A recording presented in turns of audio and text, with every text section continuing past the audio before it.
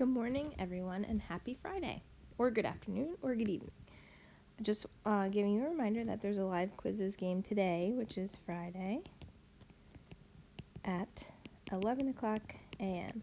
And we've played quizzes so many times that I hope you remember the site. It's join.quizzes.com, and I will post the code on Google Classroom at 11 o'clock a.m. This way you guys can play with each other in real time, see who knows probability best. You can take the test beforehand, or you can wait to take the test after. All right, so let's go Thursdays and Fridays warm up. Hank, oh my gosh. Okay, so Thursday the objective was I can review for my test tomorrow.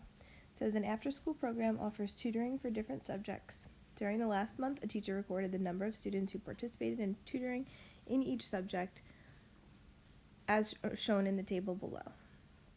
So 40 students for math, 55 for science, 47 for English, 58 for history.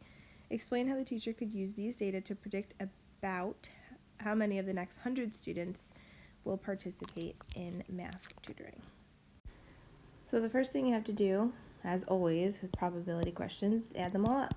So if you add them all up, you should get about 200, or exactly 200. So we're looking for specifically predicting math tutoring.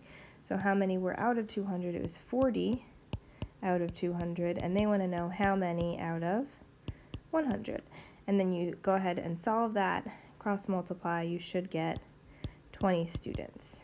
Now, the question doesn't say how many, it says explain how the teacher could. So just explain this process however you did it. If you used a percentage or you did something else, just explain in words how you solved this question.